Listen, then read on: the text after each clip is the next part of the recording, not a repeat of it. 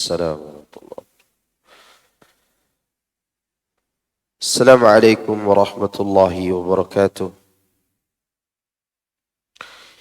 Innal hamdalillah nahmaduhu wa nasta'inuhu wa nastaghfiruh wa na'udzu billahi min shururi anfusina wa min sayyiati a'malina. May yahdihillahu fala mudilla lahu wa may yudlil fala hadiya lahu. Asyhadu an la ilaha illallah wahdahu la syarika lahu wa asyhadu anna Muhammadan abduhu wa rasuluh sallallahu alaihi wa ala alihi wa sahbihi ajma'in wa sallama tasliman katsira amma ba'du. Alhamdulillah, sekarang kita masuk hari ke-7 atau ke-8? 7. Hari ke-7. Dan alhamdulillah kita masih diberikan kekuatan oleh Allah untuk melaksanakan ibadah puasa. Dalam kegiatan ibadah ini kita tidak terhalangi untuk melakukan kegiatan yang lain. Di antaranya menuntut ilmu, baca Quran, kemudian melakukan sholat malam, bersedekah. Karena ini adalah bulan yang penuh dengan kebaikan. Di bulan ini jemaah sekalian azakumullah, Allah Subhanahu wa taala membuka semua pintu surga dan menutup semua pintu neraka. Dan membelenggu syaitan-syaitan yang jahat dari kalangan jin.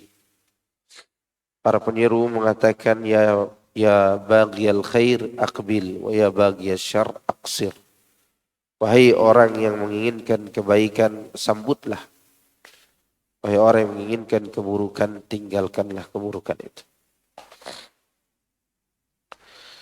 Bulan ini adalah bulan puasa. Bulan di mana kita melaksanakan salah satu rukun Islam. Yang hikmah dari puasa itu adalah tazkiyatun nufus, pembersihan jiwa. Dan juga untuk meningkatkan ketakwaan kita kepada Allah Subhanahu wa taala.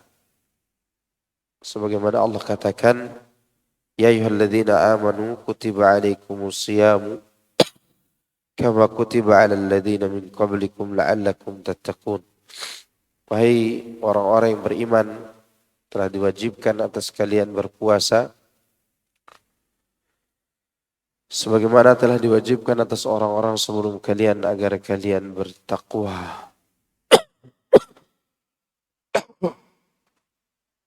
Kalimat ini menunjukkan bahwa puasa adalah wasilah untuk mencapai ketakwaan dan juga mencapai kesucian jiwa. Nah, insyaallah di pagi ini, pagi menjelang siang ini kita akan bahas surat Al-Hasyr. Surat ini surat Madaniyah. Surat yang diturunkan setelah Nabi SAW hijrah ke kota Madinah.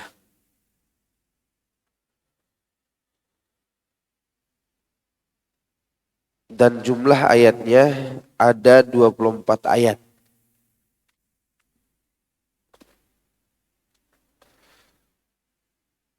Arti daripada Al-Hasyr adalah pengusiran. Al-Hasyr artinya pengusiran. Disebutkan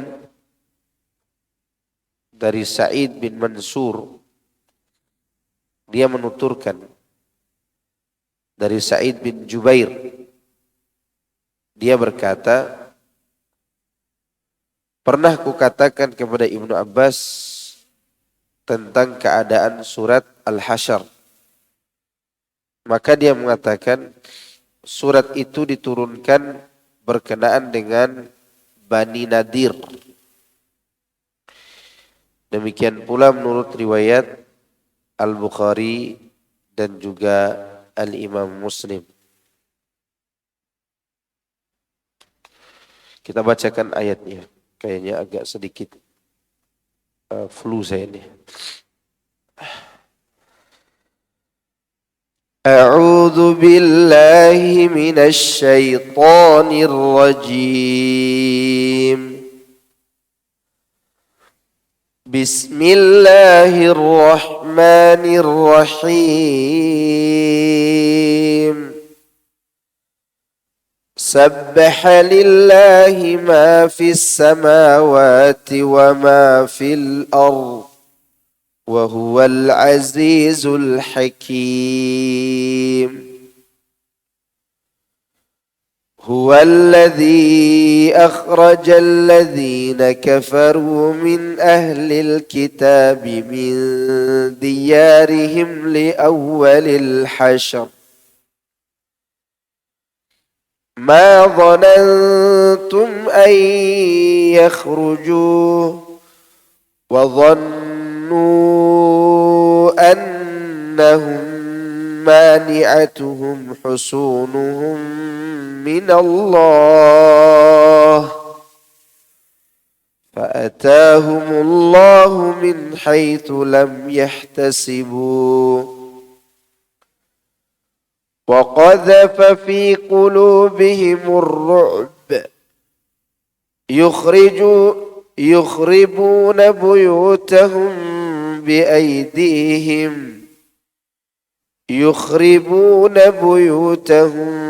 بأيديهم وأيدي المؤمنين فاعتبروا يا أولي الأبصار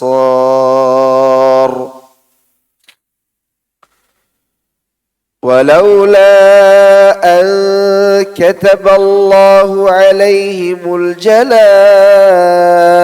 لعذبهم في الدنيا ولهم في الآخرة عذاب النار ذلك بأنهم شاقوا الله ورسوله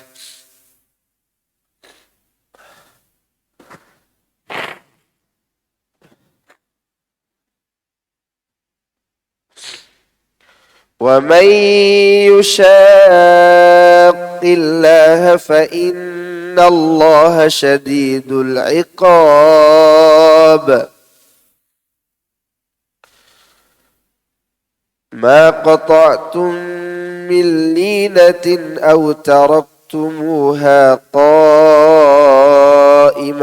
على أصولها فبإذن الله وليجزي الفاسقين فبإذن الله وليخزي الفاسقين.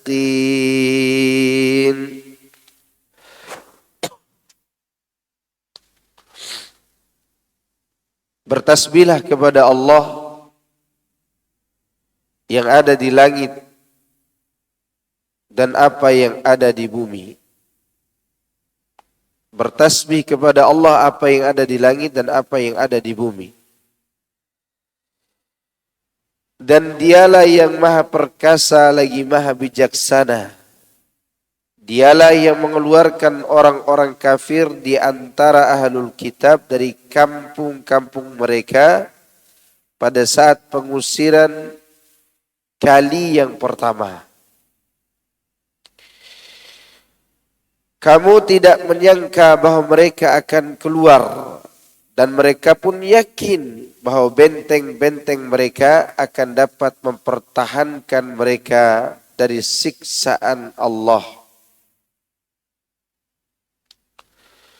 Maka Allah mendatangkan kepada mereka hukuman dari arah yang tidak mereka sangka-sangka. Dan Allah mencampakkan ketakutan ke dalam hati mereka. Mereka memusnahkan rumah mereka sendiri dengan tangan-tangan mereka dan tangan orang yang beriman. Maka ambillah kejadian itu untuk menjadi pelajaran wahai orang-orang yang mempunyai pandangan yang lurus.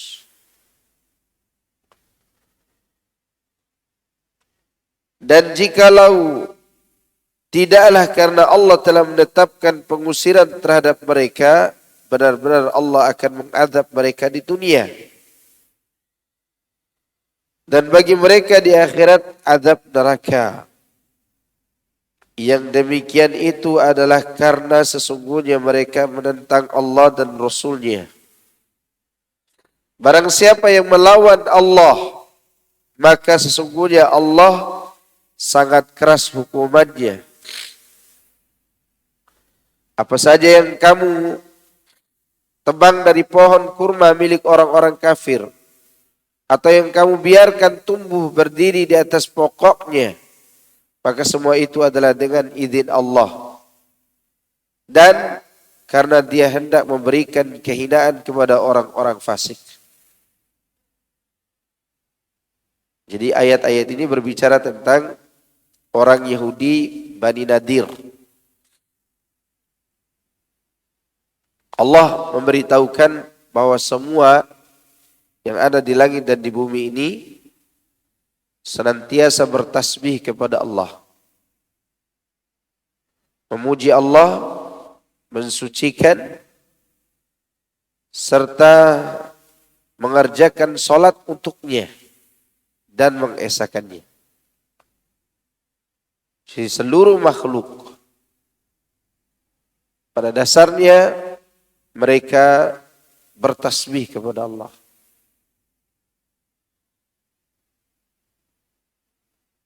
Dan mereka mengesahkan Allah serta melakukan ibadah kepada Allah Subhanahu wa taala. Wa huwal aziz. Dan dialah yang maha perkasa. Yakni yang mampu mencegah segala sesuatu. Al-Hakim, maha bijaksana. Itu bijaksana dalam ketetapan dan syariatnya. Makna Al-Hakim ada dua makna. Pertama, Dzul Hikmah, pemilik hikmah. Pertama adalah pemilik hikmah. Makna kedua, Dzul Hukmi, pemilik hukum.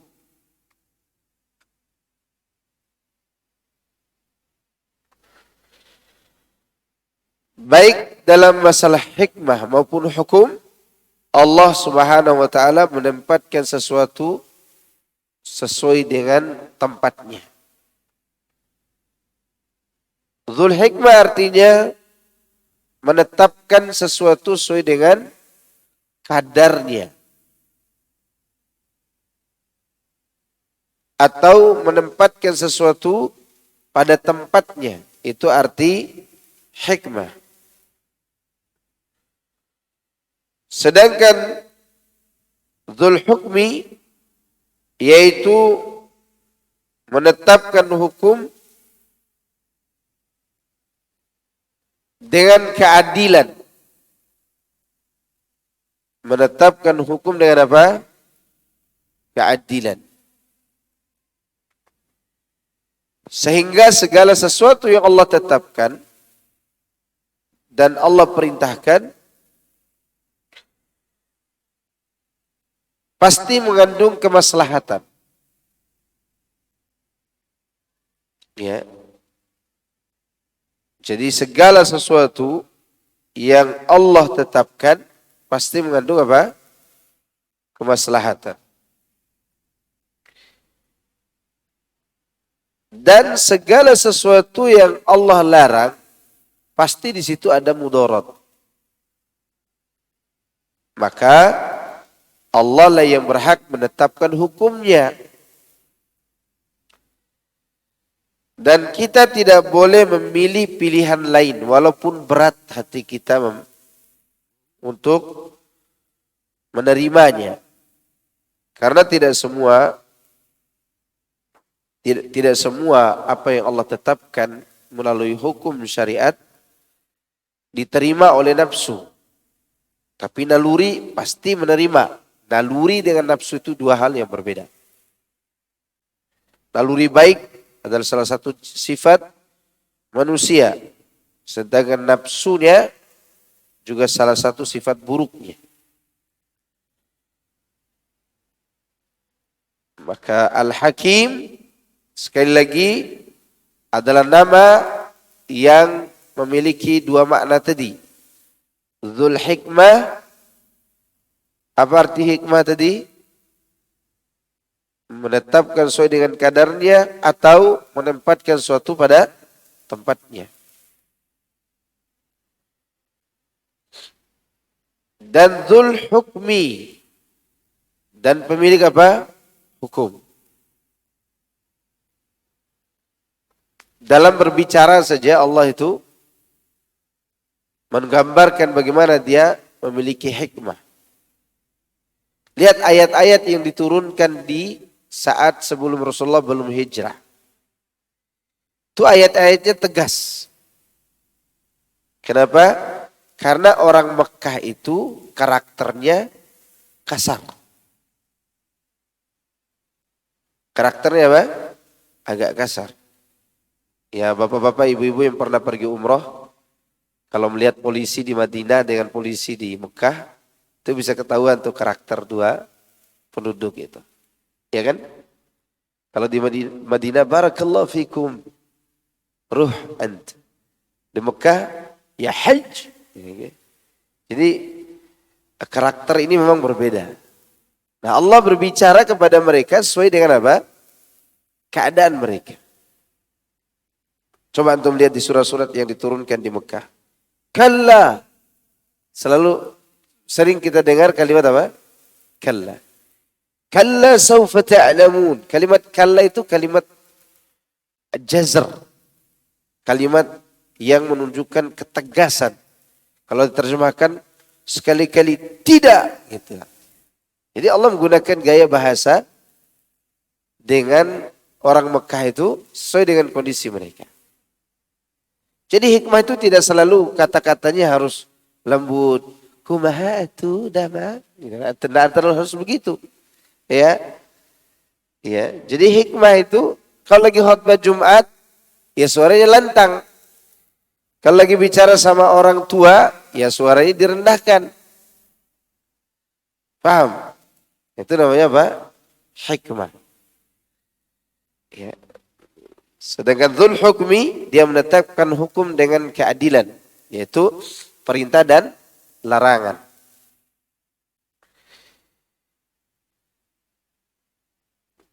Huwa alladhi akhrajal ladzina kafaru min ahlil kitab. Dialah yang telah mengeluarkan orang-orang kafir di antara ahlul kitab. Ahlul kitab itu siapa aja? Yahudi dan Nasrani. Nah di sini Yahudi apa Nasrani? Yahudi. Karena orang-orang Yahudi ini berkhianat. Melanggar perjanjian mereka. Di mana mereka ikut bersekutu dalam perang Khandaq. Dan mereka yang provokasi orang-orang Mekah agar datang menyerang kota Madinah waktu perang Khandaq, perang Ahzab. Yang melakukan provokasi siapa? Yahudi. Padahal Yahudi telah melakukan perjanjian damai dengan kaum muslimin. Mereka datang ke orang-orang Mekah, orang Quraisy, kemudian mereka datang ke Bani Ghatafan. Bani Ghatafan ini sebenarnya tidak ada permusuhannya dengan Nabi SAW. Tapi diprovokasi terus. Nah, Ghatafan ini membawahi kalau salah 6 kabilah. Keenam-enamnya ikut serta dalam perang Khandaq. Sehingga pasukan musuh, gara-gara mulut orang Yahudi tadi, melebihi jumlah penduduk kota Madinah. Kira-kira apa yang mereka inginkan dengan pasukan besar itu? Membumi habiskan kaum muslimin. Mereka ingin di dunia ini tidak ada lagi orang Islam. Jadi Yahudi itu ingin melakukan kerusakan. Mereka ingin semua manusia yang hidup di bumi ini orang yang kafir supaya masuk neraka sama mereka. Gitu. Maka mereka provokasi waktu perang Khandaq itu. Nah, gara-gara kejadian itulah mereka diperangi dalam perang Khaybar. Perang apa? Khaybar.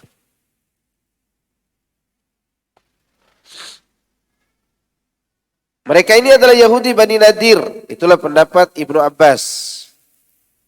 Serta pendapat Mujahid dan Az-Zuhri dan beberapa ulama lainnya. Setibanya di Madinah, Rasulullah SAW mengadakan perjanjian dan kesepakatan untuk tidak memerangi mereka. Dan mereka pun tidak memerangi Nabi. Itu perjanjian awal. Akan tetapi mereka melakukan pelanggaran terhadap kesepakatan antara mereka dengan beliau tersebut. Maka Allah menimpakan siksaan kepada mereka yang tidak mungkin mereka tolak. Allah menurunkan kepada mereka ketetapannya yang tidak mungkin mereka hindari dengan diusirnya mereka dan dikeluarkan oleh Rasulullah SAW dari benteng-benteng mereka yang kuat tanpa diperkirakan oleh kaum muslimin. Sedangkan mereka sendiri merasa yakin bahwa benteng itu bisa melindungi diri mereka dari siksaan Allah. Akan tetapi semuanya itu tidak berguna sama sekali bagi mereka.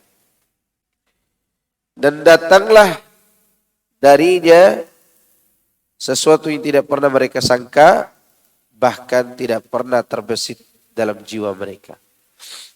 Jadi Yahudi-Yahudi ini biasanya mereka dibuat istidraj. Punya benteng, punya pertahanan. Kalau sekarang mereka punya benteng pertahanan apa?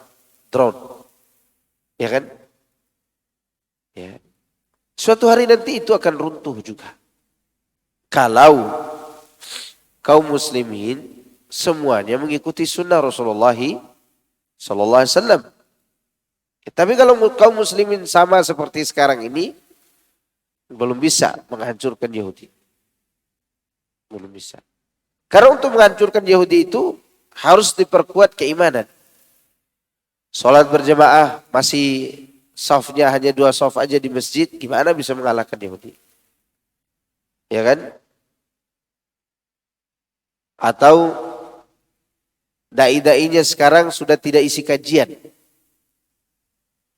Undang biduan wanita. Sebelum kajian, jadi biduan dulu, salawat dulu. Nanti jam 12 baru kajian setelah emak-emaknya tidur. Ya, nggak ada ilmu yang dibawa pulang. Gimana mau mengalahkan Yahudi? Terus cepat terbawa arus kaum muslimin. Yang penting banyak orang. Maka kita tidak akan bisa meruntuhkan benteng orang Yahudi.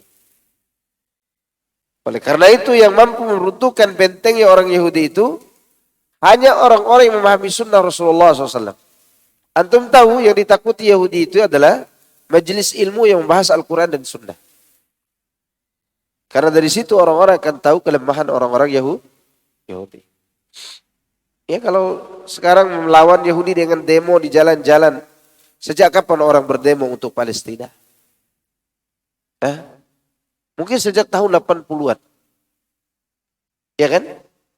Atau bahkan sebelumnya. Yang demo bukan orang Palestina. Dunia yang mendemo. Apa ada hasil? Gak ada hasil. Apalagi zaman sekarang. Free Palestine itu hanya untuk pansos. Hanya untuk pansos. Maka benar kata ibu-ibu yang ada di Palestina, udah jangan kalian videokan lagi kami. Tidak ada manfaat. Yang paling bermanfaat sekarang ini adalah bagaimana umat Islam dikembalikan kepada ajaran Nabi Muhammad SAW dan para sahabatnya. Bukan model dai-dai yang joget-joget dengan biduan wanita. Sebelum kajian ada selawatan, ada musik-musik dulu. ada yel-yelnya dulu. Anak TK aja tidak ada yel-yelnya kecuali yang bermanfaat buat dia. Sekarang umat Islam hancur. Gimana bisa mengalahkan Yahudi? Ya. Oleh karena itu, ikhwani fillah, azakumullah, Yahudi ini hanya bisa dikalahkan dengan cara mengajak manusia untuk kembali kepada ajaran Nabi Muhammad SAW. Karena sekarang manusia tergiur, terlena dengan ajaran nenek moyang mereka. Ya. Lantas Rasulullah SAW mengusir dan menyuruh mereka hengkang dari kota Madinah. Di antara mereka terdapat satu kelompok yang pergi ke Adz-Dzir'at. Adz-Dzir'at, daerah dataran tinggi di Syam. Tanah tempat dihimpunkannya umat manusia. Di antara mereka ada juga yang pergi ke Khaybar. Sebab mereka pun diusir dari Madinah hingga hanya berhak atas apa yang bisa dibawa oleh onta-onta mereka. Mereka merusak semua yang di rumah-rumah mereka yang mungkin bisa mereka bawa. Di orang-orang Yahudi merusak rumahnya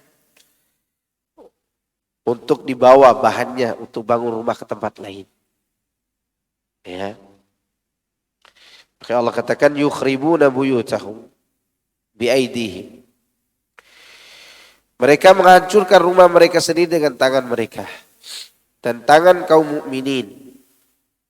Maka orang-orang yang memiliki pandangan yang lurus hendaklah mengambil pelajaran darinya.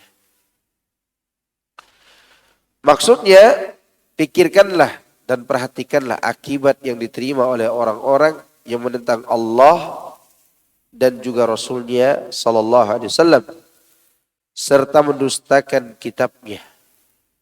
Bagaimana mungkin mereka akan terlepas dari siksaannya yang menghinakan mereka di dunia dan disertai dengan azab pedih yang telah disediakan bagi mereka di akhirat. Yahudi itu jumlah mereka sedikit saja, mereka berani melanggar janji. Artinya mereka melihat, oke, kita akan bisa menghancurkan kaum muslimin. Dalam dugaan mereka. Mereka berani untuk melanggar apa? Janji. Bagaimana kalau dengan sekarang? Dunia dikuasai oleh Yahudi. Terutama dari sisi apa? Ekonomi.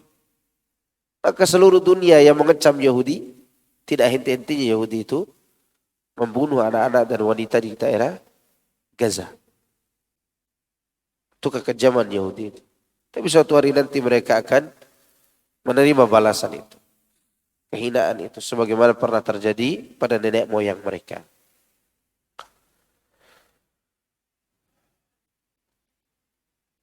Jadi firman Allah, huwallazi akhrajal ladzina kafaru min ahlil kitab, mereka adalah Yahudi Bani Nadir. Dikeluarkan dari kampung mereka pada saat pengusiran kali pertama. Ibnu Abu Hatim menuturkan dari Ibnu Abbas, dia berkata, siapa yang ragu bahwa tanah mahsyar berada di sini, yaitu Syam, Syria, maka hendaklah membaca ayat ini. Jadi ayat ini, yaitu huwallazi akhrajal ladzina kafaru min ahlil kitab, juga mengisyaratkan bahwa tempat kita untuk berkumpul nantinya di padang mahsyar posisinya di daerah Syam. Nabi pernah menunjuk satuhsyaruna hahuna, kalian akan dikumpulkan di sini. Rasulullah SAW menunjuk ke arah Syam. Syam itu Palestina, Suria, Lebanon, ya, Yordan, dan lebih tepatnya di daerah Suria.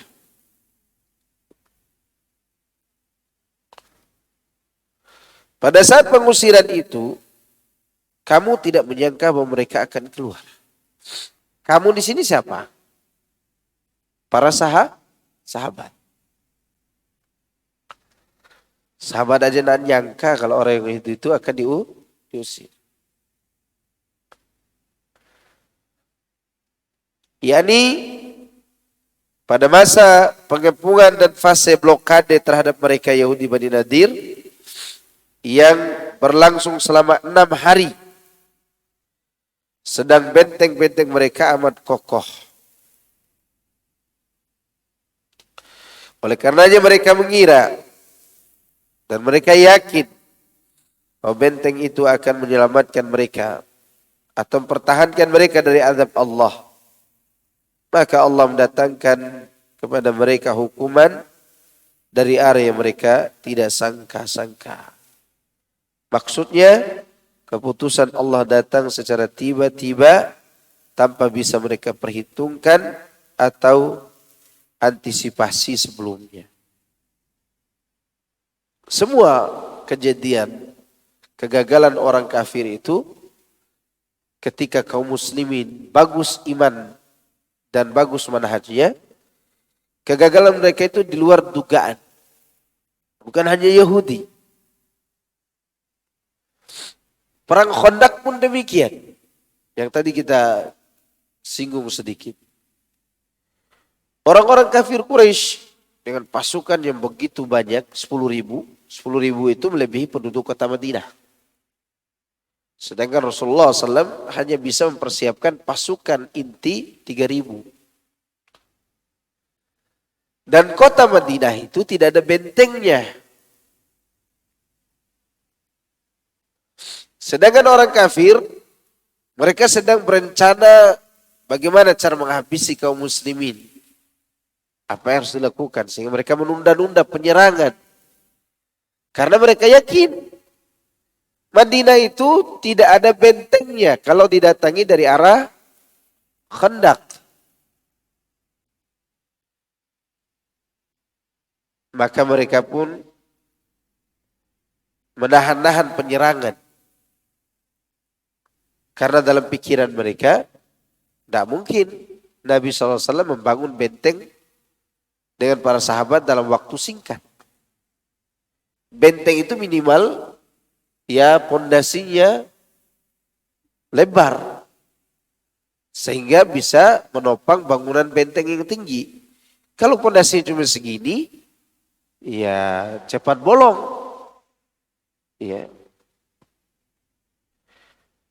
Maka dalam pikiran orang Yahudi, pikiran orang kafir Quraisy, mereka mengira tidak perlu tergesa-gesa untuk menyerang. Di luar dugaan mereka, ada ide dari Salman Al-Farisi untuk membangun benteng ke bawah, bukan ke atas. Karena ke atas butuh material, butuh bahan. Ya. Sedangkan ke bawah tinggal digali aja tuh, tanahnya dikeluarin. Maka itu tidak ada dalam pikiran orang kafir Quraisy. Di luar dugaan mereka, mereka terhalangi oleh benteng yang bisa terlihat. Jadi musuh dan kaum muslimin bisa saling melihat, tapi tidak bisa menyeberang. Ya, benteng yang bernama apa? Khandaq. Itu kegagalan yang tidak diduga-duga. Insya Allah kaum muslimin akan dimenangkan oleh Allah dari arah yang tidak diduga-duga.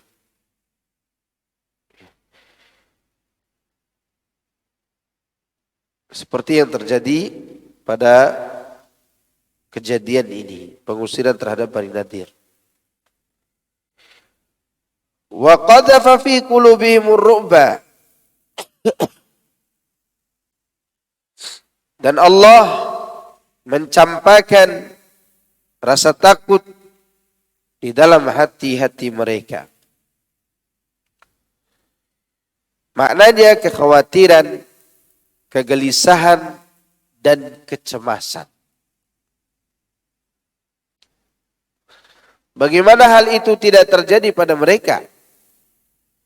Sedangkan mereka telah dikepung oleh Nabi SAW yang diberi kemenangan karena rasa takut yang luar biasa, yakni tertanam pada diri musuhnya selama 1 bulan.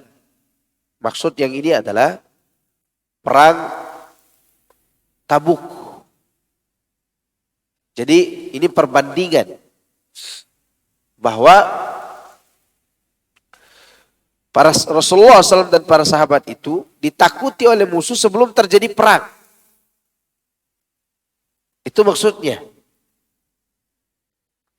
Sedangkan kejadian Khaybar itu sudah dikepung. Sudah apa? Dikepung. Rasulullah pernah mengadakan peperangan, tapi perang yang menempuh jalan 1 bulan perjalanan. Itu perang Tabuk namanya. Perang apa? Tabuk. Perang di mana masa usia Nabi SAW sudah tidak muda lagi. Ya, usia beliau waktu itu sudah 63 tahun kalau tidak salah. Atau 60-an tahun lebih. Dan itu terjadi di tahun 10 Hijriah. Perang Tabuk. Dalam perjalanan menuju ke Tabuk, waktunya 1 bulan. 1 bulan dalam perjalanan itu musuh sudah takut sebelum ketemu Nabi Sallallahu Alaihi Wasallam. Apa pesan moralnya? Pesan moralnya adalah semakin seorang itu bertakwa kepada Allah, semakin ditakuti oleh musuh.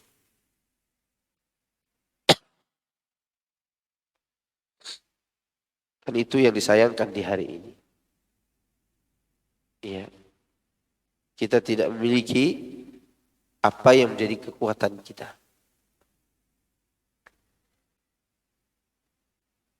Maka di sini Allah mengabarkan bagaimana orang-orang itu takut kepada Rasulullah SAW atas izin Allah.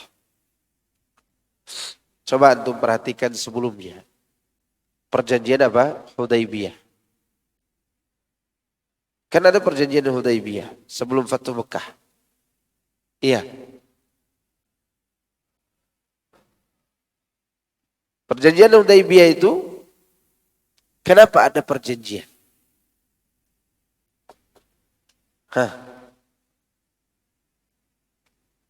Kenapa ada perjanjian? Kok orang kafir melakukan perjanjian damai? Padahal mereka punya keyakinan kaum muslimin jumlahnya sedikit. Kenapa ada perjanjian damai? Jawabannya karena mereka segan kepada kaum muslimin. Dan mereka mengaku jumlah yang sedikit ini ditakuti oleh musuh. Maka tidak mungkin ada perjanjian kalau tidak diakui kekuatannya. Untuk apa berjanji damai dengan orang yang lemah? Ya enggak? Maka ketika ada perjanjian Hudaybiyah, itu menunjukkan bahwa di hati orang-orang musyrik itu bercokol rasa takut, kecemasan, kegelisahan. Takut diserang oleh kaum muslimin. Ya. Itulah rasa apa? Kegelisahan. Maka tidak ada yang gelisah di dunia ini kecuali musuh tauhid dan sunnah. Itu paling gelisah.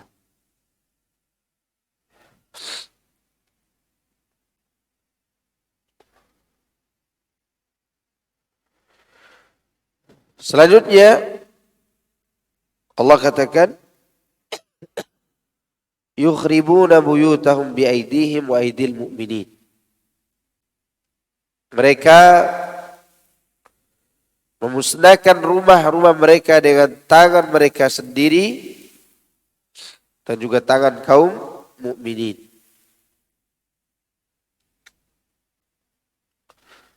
Penafsiran ayat ini telah kami kemukakan sebelumnya, yaitu dari Ibnu Ishaq, bahwa mereka mencopot semua benda yang mereka anggap bagus di atap-atap dan pintu-pintu rumah mereka. Kemudian mereka membawanya di atas punggung para onta mereka. Ya. Jadi itu yang dimaksud mereka menumbangkan rumah mereka sendiri karena mengambil material-material yang masih bisa dipakai. Entah itu atap, entah itu pintu atau jendela, mereka ambil.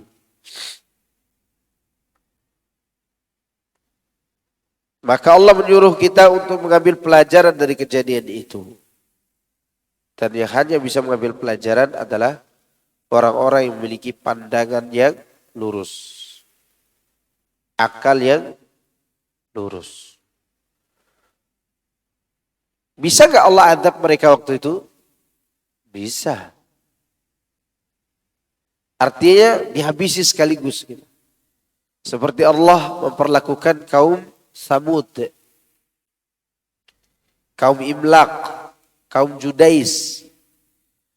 Itu manusia-manusia raksasa yang menyombongkan diri di muka bumi ini karena besar fisiknya dan banyak hartanya serta banyak anaknya. Mereka katakan, kami banyak harta dan keturunan, tidak mungkin kami diazab. Allah habisi mereka. Bisa Allah lakukan itu. Tetapi Yahudi ini tidak dihancurkan ke akar-akarnya karena Allah Subhanahu wa taala telah menetapkan ketetapan lain bagi mereka, yaitu pengusiran.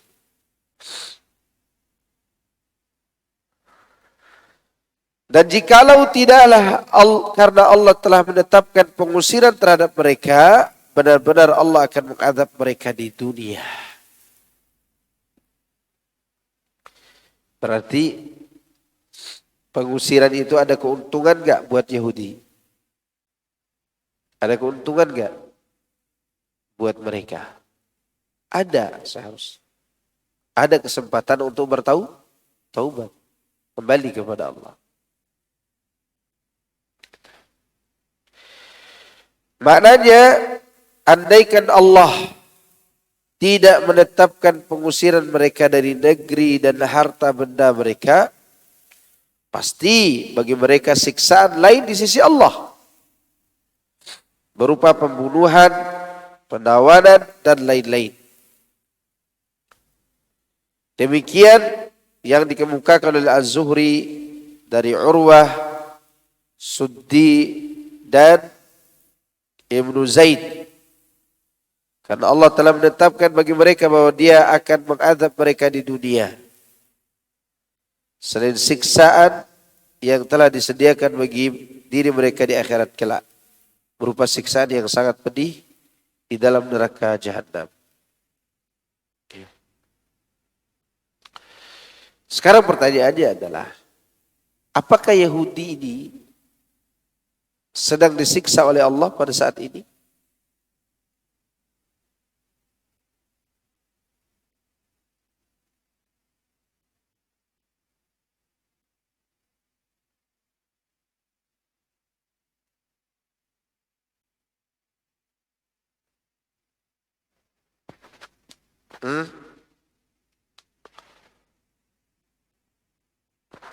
Jawab ikhwan.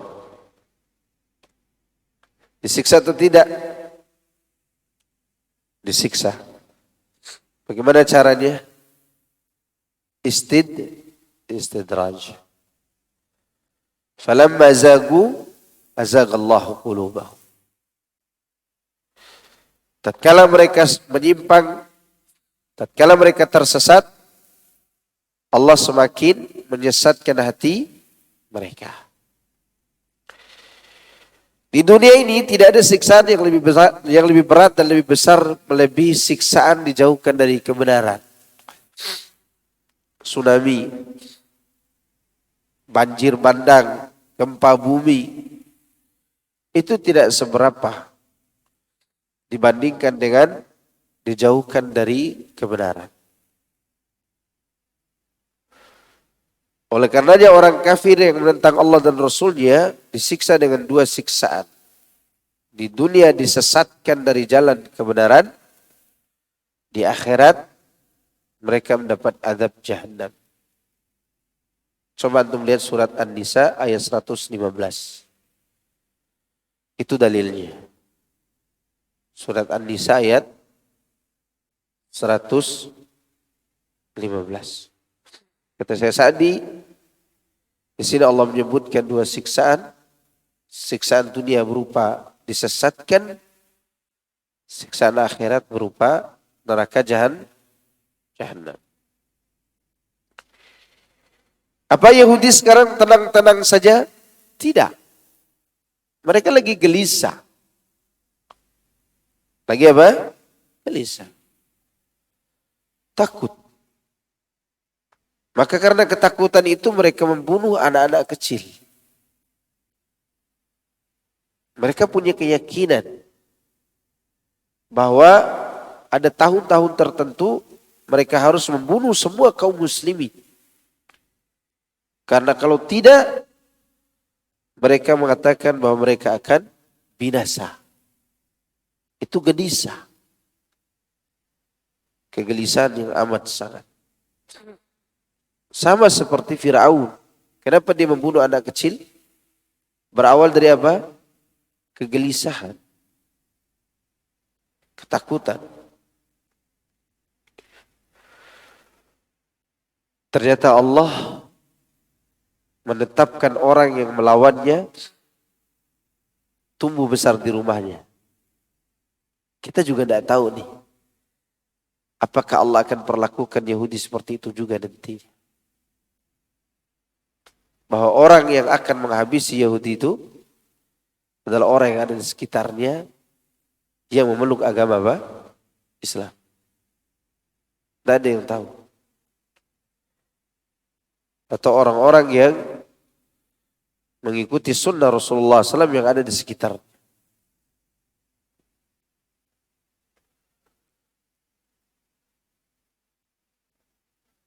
Qatadah mengungkapkan mengenai ayat walaula an kataballahu alaihimul jala. Al-jala berarti pengusiran. Pengusiran orang dari satu negeri ke negeri lain. Itu arti daripada al-jala. Kalau bahasa kita, masih beruntung mereka diusir. Bagaimana kalau mereka ditawah, dibunuh? Ya.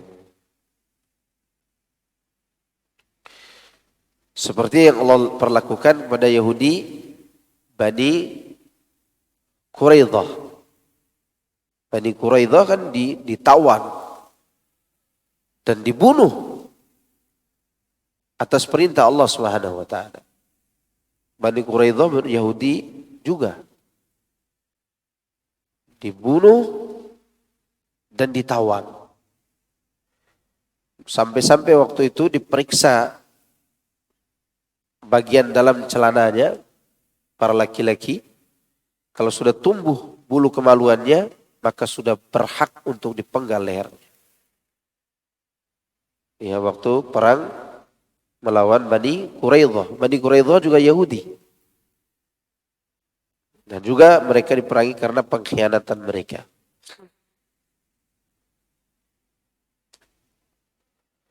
Dan bagi mereka di akhirat azab neraka. Kalau Yahudi ini kan masih beruntung diusir, tidak diperlakukan seperti tadi.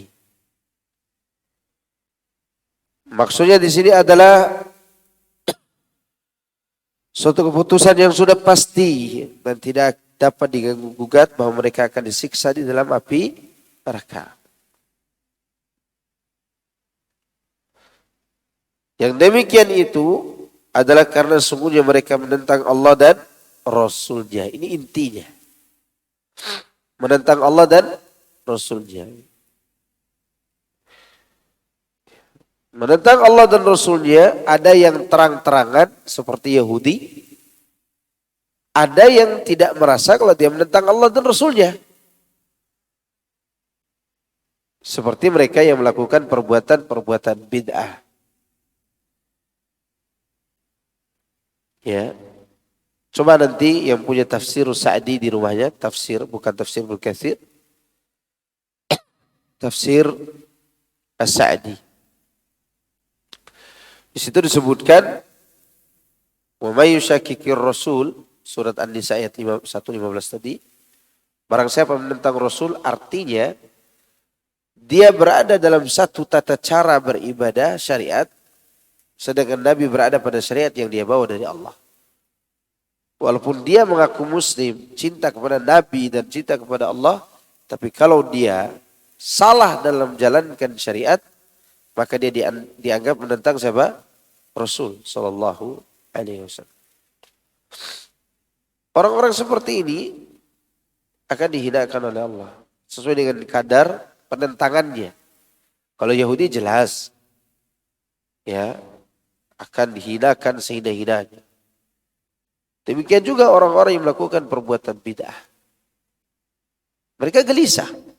Orang-orang berbuat bid'ah itu gelisah. Berbuat syirik itu gelisah. Coba lihat antum. Bagaimana gelisahnya mereka? Mereka bubarkan kajian.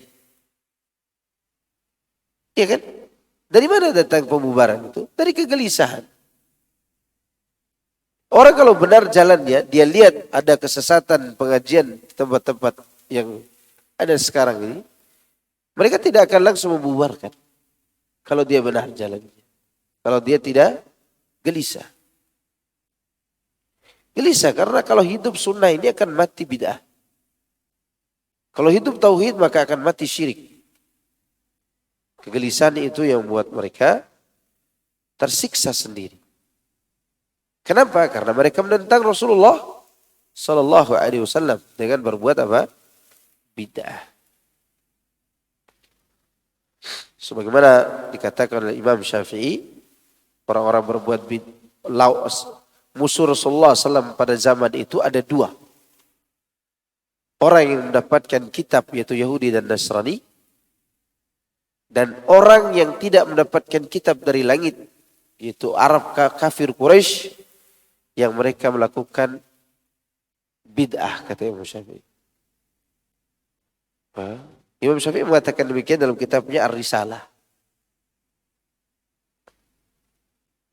Mereka melakukan perbuatan apa? Bid'ah. Bid'ahnya keluar dari Islam.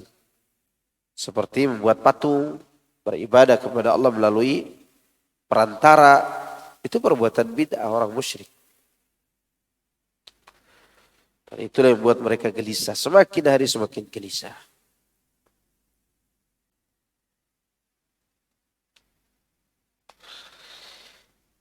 Yani Allah melakukan hal tersebut kepada mereka dan menguasakan Rasulnya juga orang-orang mukmin atas mereka. Jadi orang-orang kalau sudah menentang Allah dan Rasul pasti dikuasai oleh kaum mukminin. Tapi mukmin yang bagaimana?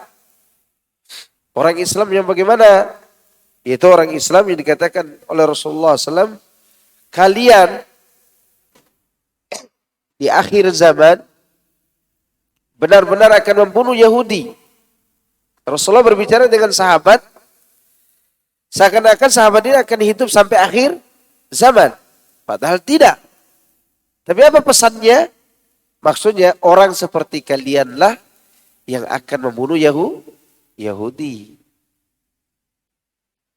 Orang seperti para sahabat. Yang kalau membuka kajian tidak ada musiknya. Tidak ada joget-joget dengan biduan wanita. Ya. Ada para sahabat dulu sampaikan hadis dengan alat-alat itu. Kemudian disuruh joget-joget wanita supaya banyak orang yang datang. Tidak ada. Jadi orang yang akan melawan Yahudi itu adalah mereka yang beragama seperti para sahabat.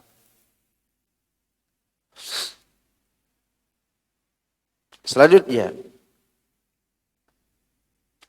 demikian itu dikarenakan mereka berani menentang Allah serta Rasulnya, pun mendustakan apa yang telah diturunkannya kepada para Rasul yang terdahulu.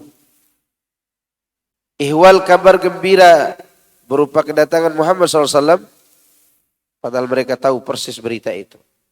Mereka mendustakan tentang kabar gembira kedatangan siapa? Rasulullah SAW.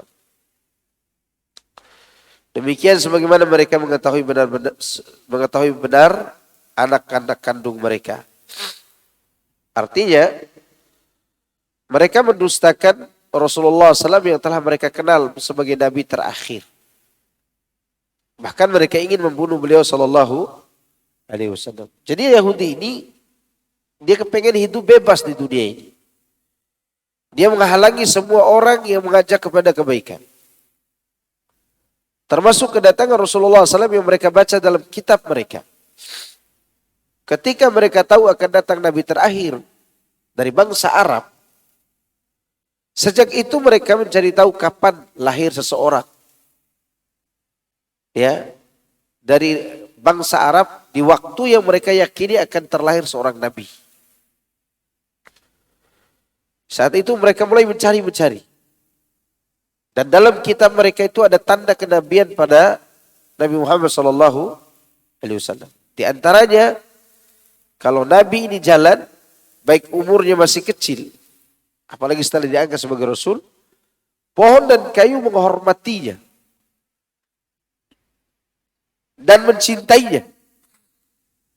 Jadi Rasulullah SAW itu, benda mati pun ikut mencintainya. Ya, tapi Yahudi tidak. Dia mencari Nabi Muhammad SAW untuk dia apa? Dibunuh. Untuk dibunuh. Karena kegelisahan mereka tadi. Padahal mereka sudah mengenal kedatangan seorang Rasul.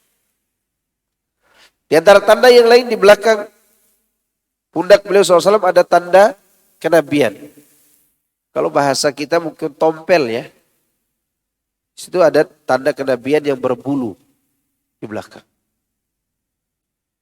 Dan anak yang memiliki tanda seperti itu akan dicari oleh Yahudi untuk dihabisi. Ternyata tanda itu ada pada diri Muhammad sallallahu alaihi wasallam.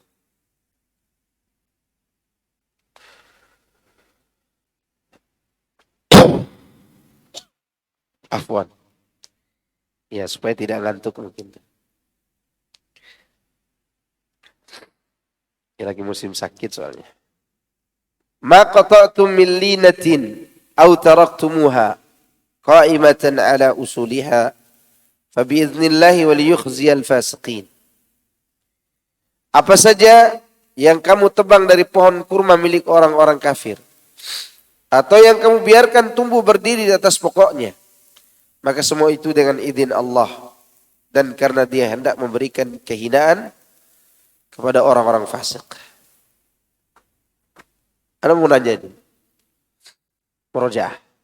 Fasik itu artinya apa? Apa arti fasik?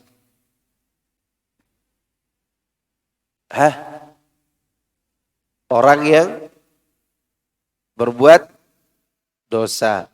Ada yang lebih spesifiknya. Melampaui batas. Ada lagi yang lebih spesifik. Fasik itu artinya apa? Pelaku maksiat. Masih seputar itu. Bagaimana bentuk mereka melakukan maksiat? Fasik. Pernah contohkan waktu itu tikus. Tikus bahasa Arabnya fuwaisiqah. Kenapa dinamakan fuwaisiqah?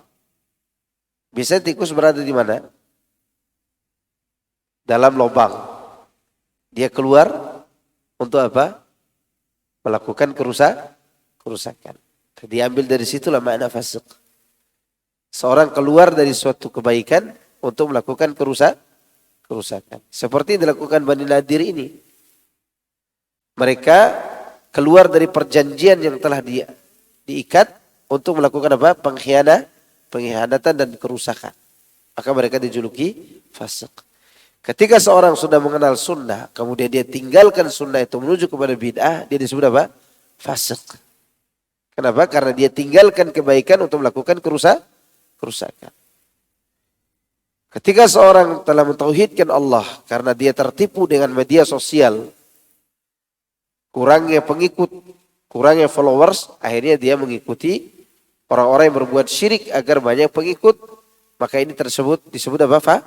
Fasik. Dia keluar dari kebaikan menuju kepada sesuatu untuk melakukan kerusakan. Itu arti fasik. Taib. Mereka dijuluki oleh Allah dengan apa nih? Fasik.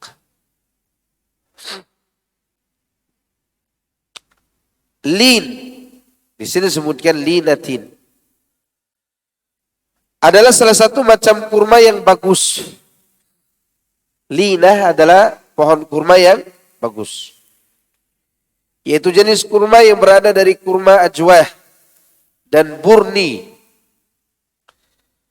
Banyak ulama ahli tafsir yang menjelaskan kata al-linah berarti aneka macam kurma selain ajwa. Ada yang mengartikan itu adalah jenis kurma ajwa. Ada yang mengatakan selain kurma ajwa. Berarti Yahudi juga dagang kurma enggak? Dagang kurma atau tidak? Sampai hari ini ada kurmanya? Ada. Sampai hari ini Yahudi dagang kurma. Dan yang membelinya orang Islam. Ya karena yang berpuasa siapa? Orang Islam.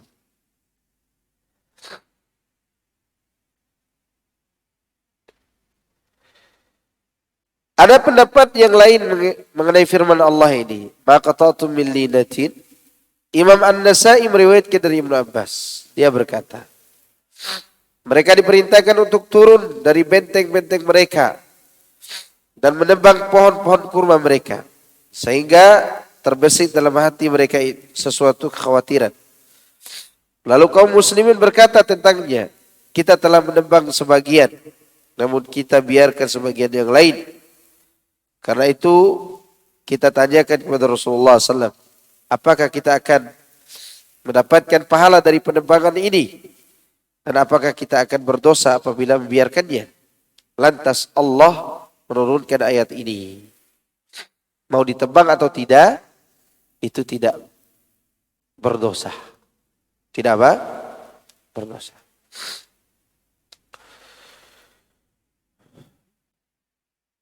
Imam Ahmad meriwayatkan dari Abdullah bin Umar bahwa Rasulullah SAW pernah menebangi serta membakar pohon kurma Bani Nadir. Hadis ini diriwayatkan oleh Imam Bukhari dan Muslim dalam kitab keduanya. As-Sahihaini ini riwayat dari riwayat Musa bin Uqbah. Musa bin Uqbah. Sementara lafaz Imam Bukhari dari Ibnu Umar, dia bercerita, Bani Nadir dan Bani Quraidah sudah menyerang Nabi sallallahu alaihi wasallam. Maka beliau pun mengusir Bani Nadir dan membiarkan Bani Quraidah tetap tinggal di wilayahnya. Akan tapi kemudian Bani Quraidah melancarkan peperangan hingga beliau membunuh kaum laki-laki dari mereka, menawan dan membiarkan para tawanan wanita, anak-anak dan harta benda mereka kepada pasukan kaum muslimin. Ya, afwan. Dan menawan serta membagi tawanan wanita, anak-anak dan juga harta benda mereka kepada kaum muslimin. Nah, ini terjadi perbudakan.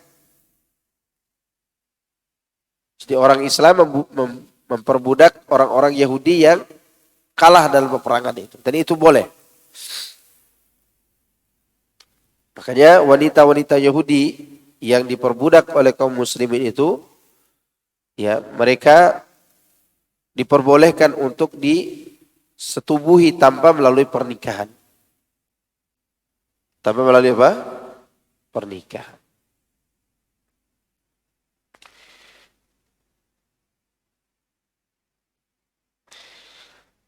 Lalu beliau sallallahu alaihi wasallam, kecuali sebagian dari mereka yang menyusul Nabi sallallahu alaihi wasallam.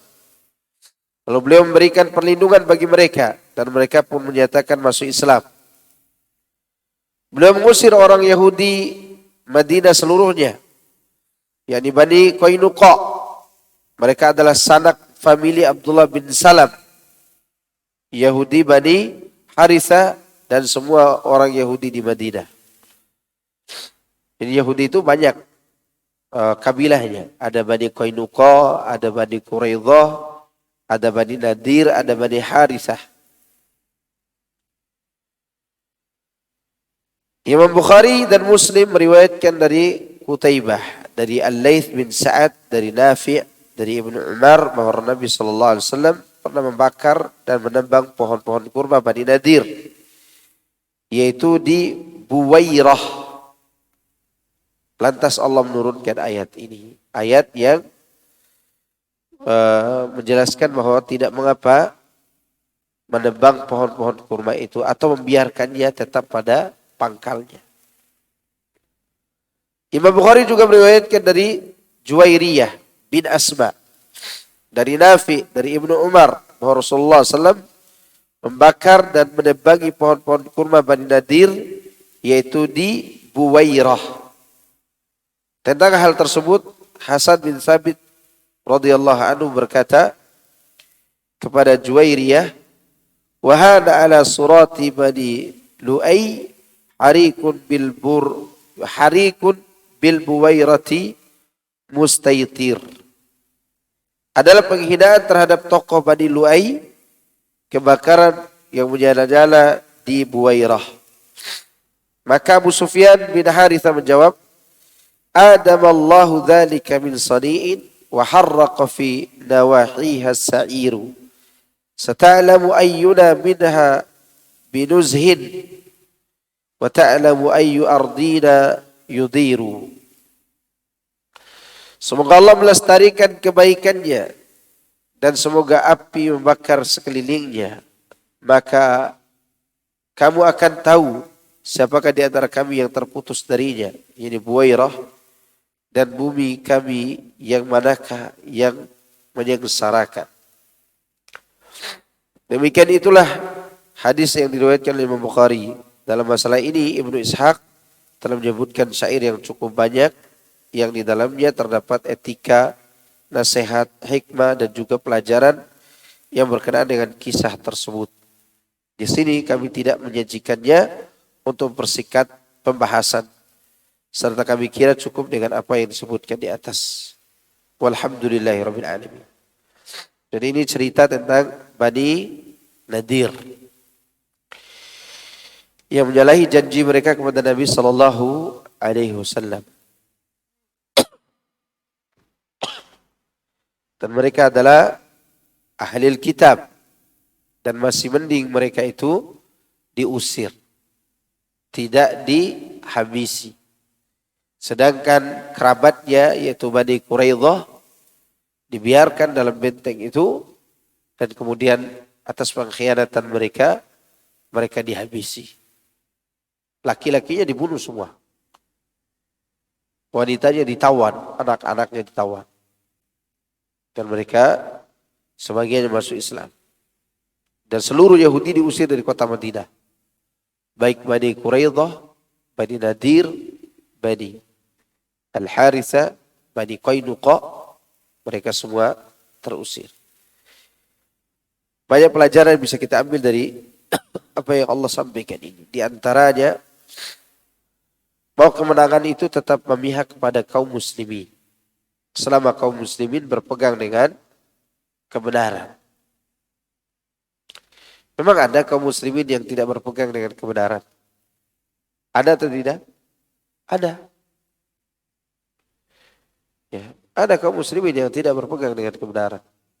Teroris, ya, Mu'tazilah, Jahmiyah, Qadariyah, Jabariyah. Itu adalah kelompok-kelompok dalam Islam yang berada dalam kesesatan. Sufiyah, dan semuanya melawan Yahudi, tapi mereka tidak menang-menang. Karena mereka tidak berada di atas kebenaran. Kemudian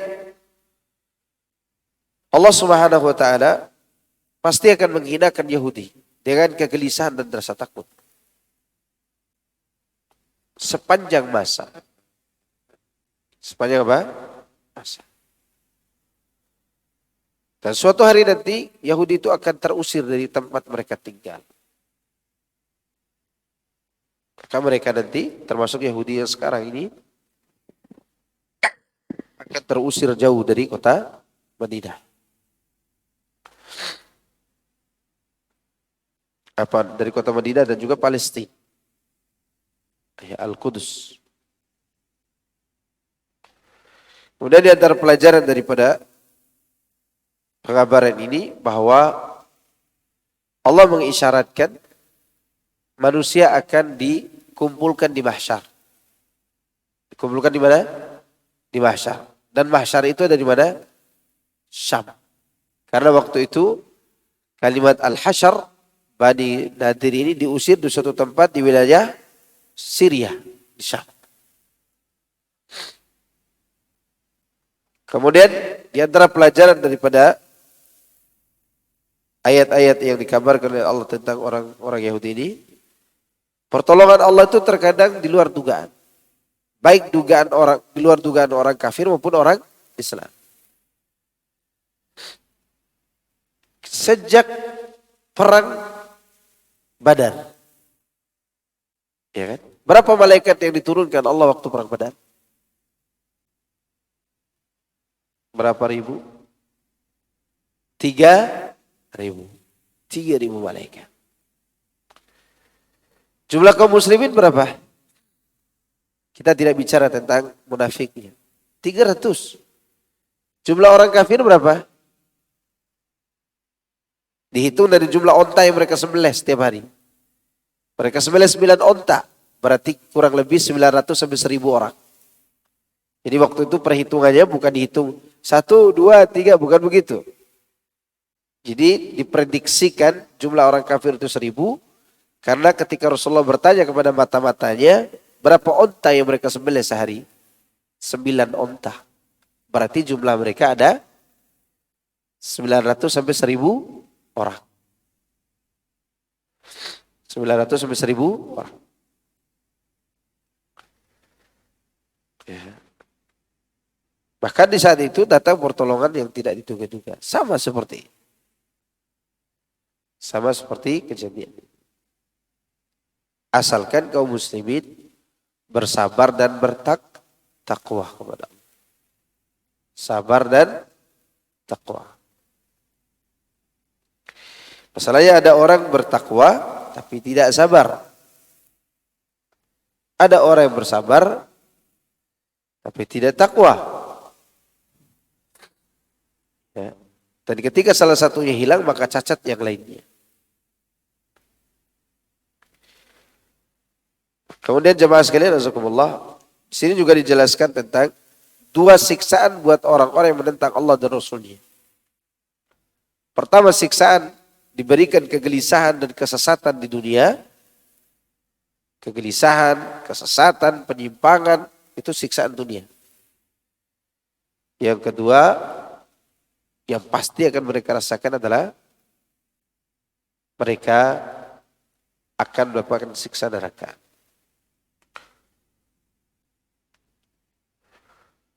Kemudian di antara faedahnya juga bahwa setiap orang yang merusak apa yang telah diperbaiki, dia dianggap fasik. Setiap orang yang merusak apa yang telah diperbaiki, dianggap apa? Fasik.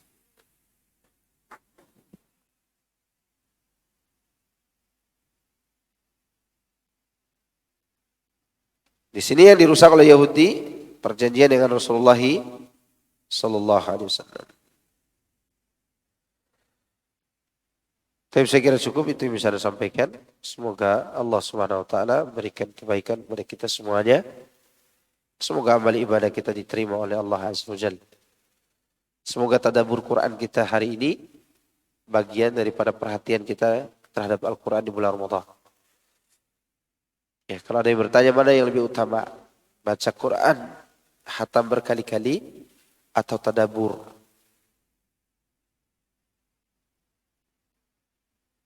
Kalau bisa digabungkan dua-duanya maka bagus. Tapi kalau tidak, sebagian ulama mengatakan kalau dia lancar baca Quran dan dia biasa mengaji di bulan lain dengan pengajian tafsir, tadabbur tafsir Al-Quran di bulan lain, maka di bulan ini dianjurkan untuk perbanyak bacaan. Bulan Ramadan perbanyak apa? Bacaan. Tapi kalau dia ingin merenungkan bacaannya di bulan Ramadan karena tidak sempat merenungkannya di bulan lain, maka dia mentadaburinya juga lebih baik. Tadaburnya juga apa? Lebih baik. Sebagian ulama katakan, jangan kau berpikir sampai surat mana yang kau baca, tapi pikirkanlah surat sampai mana engkau memahami dan mengamalkan Quran yang kau baca. Faham kan ini? Jangan engkau menghitung sudah sampai surat mana kau baca. Tetapi hitunglah sudah berapa ayat yang bermanfaat bagimu yang telah kau baca. Artinya yang kau renungkan dan yang kau amalkan. Kalau ada pertanyaan silakan.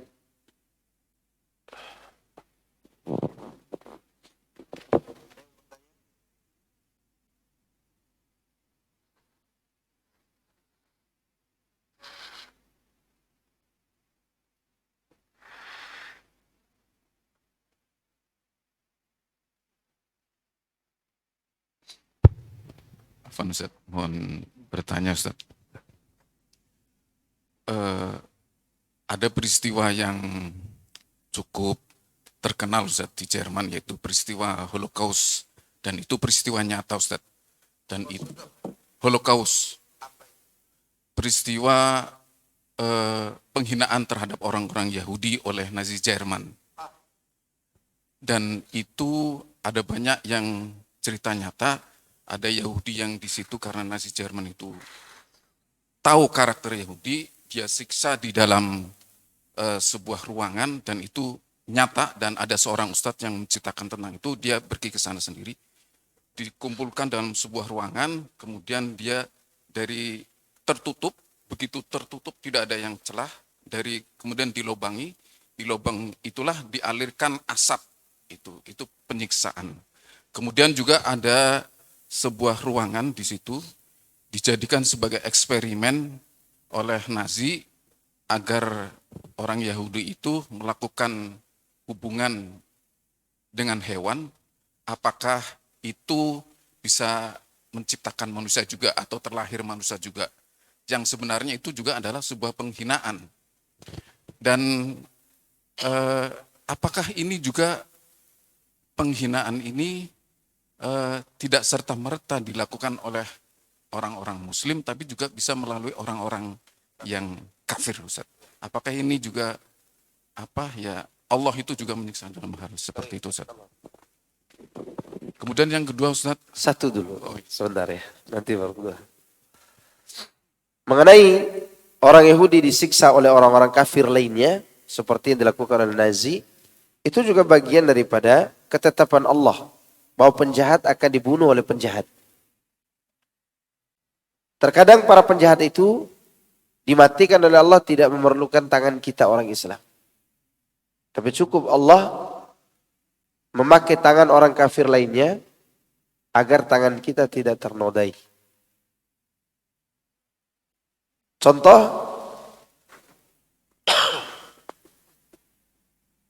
siapa yang membunuh orang Islam pengikut Nabi Isa di Najran? Ya. Itu Yahudi. Dzunnuwas namanya. Dzunnuwas adalah seorang yang berdarah Yahudi. Dia menguasai daerah Najran. Najran itu dekat perbatasan antara Yaman dan Madinah. Yaman dan Saudi Arabia sekarang. Dulu masuk Yaman, Najran. Di Najran itu ada 20.000 atau lebih orang-orang yang masuk Islam ketika kejadian si gulam yang dipanah dalam kisah Ashabul Ukhdud. Qutila ashabul ukhdud an-nari dhatil waqud idhum 'alaiha qu'ud. Siapa yang membuat parit yang berapi itu? Kan itu ceritanya parit yang berapi. Siapa pelakunya? Namanya Dzunnuwas. Raja yang mengaku diri sebagai Tuhan. Dia berdarah Yahudi. Tidak ada yang bisa melawannya. Orang Islam semua dibakar oleh dia. Dan kejadiannya di tahun 523 Masehi. Kalau tidak salah. Di tahun 523 Masehi. Ya kurang lebih 40 tahun sebelum Nabi dilahirkan. Ini sebelum Nabi dilahirkan ya. Kejadiannya. Karena tidak ada yang bisa melawannya. Allah gunakan tangan penjahat lain untuk membunuh Dzunnuwas. Siapa penjahat itu? Abraha. Ya kan? Yang pernah Anda ceritakan. Abraha itu siapa? Yang memiliki pasukan bergajah yang mau menumbakan Ka'bah. Yang kemudian dilempar oleh burung-burung pakai tanah liat itu. Ya. Alam tara kaifa fa'ala rabbuka bi ashabil fil. Siapa ashabul fil itu? Ya Abraha. Abraha sebelum dimatikan oleh Allah di Mekah. Tepatnya mendekati Mina. Waktu dia bawa gajah ke situ, udah masuk kota Mekah, dilempar pakai batu-batu yang panas kan oleh burung-burung itu. Si Abraha itu yang terbunuh itu rajanya. Nah, si Abraha ini sebelum dia terbunuh di situ, dia yang menghabisi siapa tadi? Dzun Nuwas. Jadi penjahat dihabisi oleh siapa? Penjahat. Ketika penjahat-penjahat ini masih jahat, maka Allah ketika melihat kaum muslimin lemah, dia akan menggunakan cara lain untuk menghabisinya. Yang penting kaum muslimin istiqomah dulu. Yang tidak dimengerti oleh kaum muslimin adalah mereka ingin memaksakan power mereka untuk melawan musuh. Padahal yang harus mereka lakukan adalah memperbaiki keimanan. Maka ketika Abraha tidak bisa dicegat oleh Abdul Muttalib dengan kaum Quraisy, Allah kirim apa untuk membunuhnya? Burung yang berbondong-bondong. Ya, alam tara kaifa fa'ala rabbuka bi ashabil fil alam naj'al kaidahum fi tadlil. Kan gitu kata Allah. Alam naj'al kaidahum fi tadlil. Allah buat sia-sia usaha mereka. Dihancurkan oleh Allah. Gitu. Jadi jangan heran. Nazi membunuh Yahudi. Ya, dan Nazi pun akhirnya apa? Terhina juga. Ya, ditangkap semua dan digantung semua akhirnya kan. Terus akan terjadi seperti itu. Kalau sekarang dalam kondisi lemah ini kita memaksakan power kita, kekuatan kita, kita akan kalah. Tidak akan menang. Tunggu aja apa ketetapan Allah. Boleh jadi Allah akan datangkan binatang yang akan menggelitik mereka sehingga mereka geli sampai mati. Bisa aja kan? Ya. Atau datangkan ulat-ulat yang masuk ke telinga mereka. Bisa aja. Atau didatangkan hal-hal yang menakutkan seperti terjadi pada Firaun. Air berdarah, belalang memakan tanaman, katak di mana-mana, ya kan? Karena waktu itu Bani Israel tidak punya kekuatan. Tapi mereka punya kekuatan iman. Maka Allah tolong dengan cara lain. Yang akhirnya Allah gunakan air laut untuk menghancurkannya. Jelas. Terkadang kejahatan itu juga mengembalikan kita kepada keislaman yang benar. Ingat ya, kejahatan orang-orang jahat kepada diri kita ini sebenarnya untuk menyadarkan kita agar kita kembali kepada keimanan. Ya, beda dengan kejahatan orang jahat kepada orang jahat.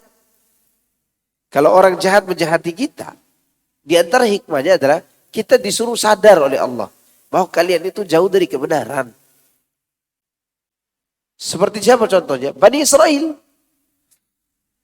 Dari zaman Nabi Yusuf sampai Fir'aun yang diutus Nabi Musa di situ ada 3 abad. Ada berapa abad? 3 abad. Ini Bani Israel di zaman Nabi Yusuf ini orang-orang taat.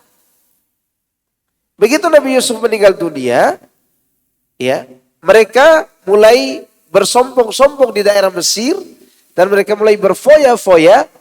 Allah datangkan Fir'aun yang jahat agar mengembalikan mereka kepada kebenaran yang pernah diajarkan Nabi Yusuf. Karena tidak bisa mereka pahami lagi ajaran itu, diutuslah Nabi Musa alaihissalam. Dan mereka berhasil. Walaupun setelah itu orang-orang Yahudi itu kembali durhaka lagi. Nah, begitu cara kita menghadapi kezaliman orang jahat di saat kita lemah. Sedangkan para penjahat dia tidak akan tertolong. Tapi yang kedua silakan.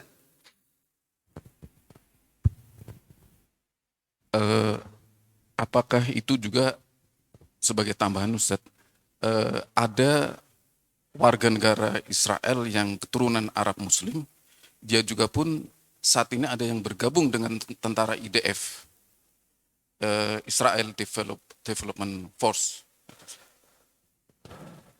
Taib. Barakallahu fikum. Kalau dia bergabung dengan tentara Yahudi itu, walaupun dia muslim, dia tetap berdosa karena membunuh kaum muslimin. Karena membunuh kaum muslimin.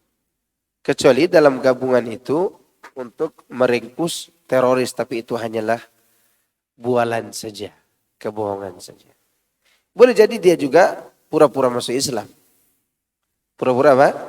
Masuk Islam untuk mengangkat nama baik orang-orang Yahudi. Gak mungkin orang Islam itu membunuh orang Islam. Ya. Taib. Kerabat saya jualannya sedang sepi. Tapi istrinya bekerja di pabrik. Apakah berhak menerima zakat mal? Sepinya sampai sesepi apa? Kalau dia betul-betul sehari itu penghasilan dia kurang dari kebutuhan dia sehari itu kurang dari 100%, misalnya 1/4 kurang, berarti dia miskin. Misalnya dia butuh sehari 100.000. Butuh sehari berapa? 100.000 misalnya. Tapi qadarullah dia dapat 70.000 sehari atau 75.000. Ini miskin. Berhak mendapat apa? Zakat. Kalau sehari kebutuhan pokoknya kurang dari 50%, maka dia disebut fakir. Dia disebut apa? Fakir. Misalnya sehari dia butuh 100.000. Ternyata dia sehari itu dapatnya 45.000 atau 40.000. Dan itu yang tahu kebutuhan dia sendiri. Karena dia yang tahu anak. Maka dia juga berhak mendapat apa?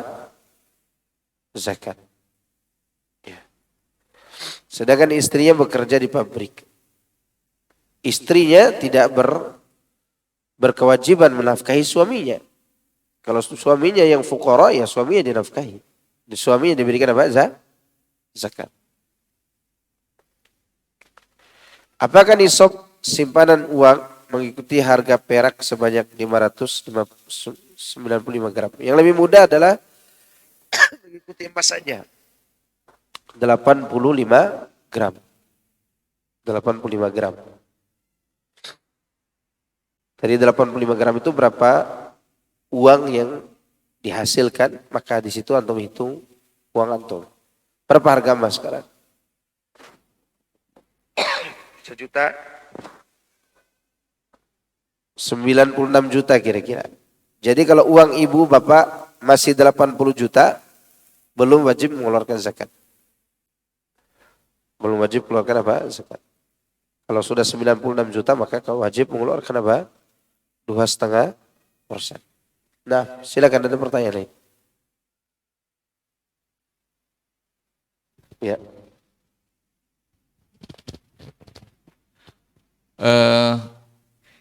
Pertanyaannya Pak Ustadz, kalau tabungan haji Pak Ustadz, Ya. tabungan haji yang mengendap pada setoran awal, itu kan rata-rata per orang tuh jumlahnya sekitar 25 juta. Itu yang reguler nih Ustadz? Iya, reguler. Ya, artinya kalau seandainya dia suami istri, taruhlah menjadi sekitar 50 juta. Apakah itu terkena zakat mal? Uang tabungan hajinya. Ya, tabungan haji. Wallahu alam, ana tidak berani jawab. Tidak berani jawab. Ada yang lain silakan. Ini tidak berani jawab. Ada pertanyaan lain? Soalnya tabungan haji soalnya. Apakah dia terhitung dalam harta yang tersimpan atau tidak? Bisa. Tapi kan bisa ditarik kembali kalau tidak jadi. Bisa nggak ditarik kembali? Nggak bisa. Kalau tidak jadi,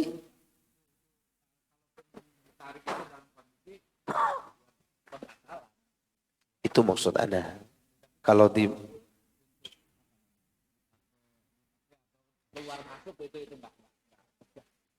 Taib. Nanti saya jawab kalau ada waktu dapat jawabannya. Taib. Cukup? Ustaz. Boleh Ustaz. Silakan. Afwan Ustaz.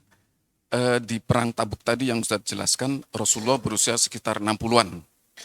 Artinya di usia 60-an itu Rasulullah juga mengukir peristiwa-peristiwa yang luar biasa Ustaz. Ya. Kalau di kita kebanyakan usia itu adalah usia yang tidak produktif, alias usia pensiun Ustaz, ya, yang ini Ustaz. Bagaimana hal ini meskipun kita pensiun bisa tumbuh seperti itu Ustaz, mengukir peristiwa yang sangat luar biasa Ustaz. Barakallahu fikum. Barakallahu fikum. Pertama, kita punya fisik yang berbeda dengan Nabi SAW. Beliau memiliki fisik 10 kali lipat kekuatan laki-laki biasa. Itu beliau SAW. Makanya di umur-umur tua itu Rasulullah SAW dalam satu malam dia bisa bersetubuh dengan istrinya 9 orang sekaligus. Jadi satu istri mandi, satu malam.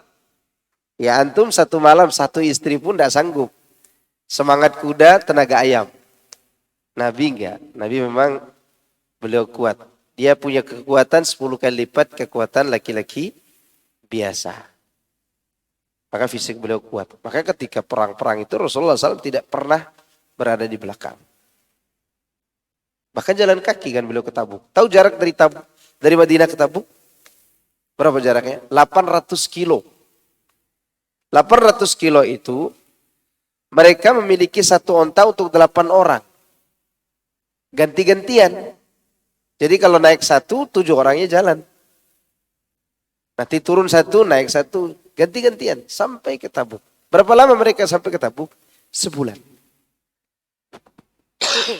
Rasulullah SAW masih kuat. Memang beliau fisiknya kuat. Ya. Bagaimana supaya produktif itu? Itu ditanyakan ke Ustadz Badru kayaknya. Karena Ustadz Badru suka olahraga dia. Ya. Dan juga ditanyakan ke dokter Roy, apa sih? Yang Raihan. Tanya ke dokter itu.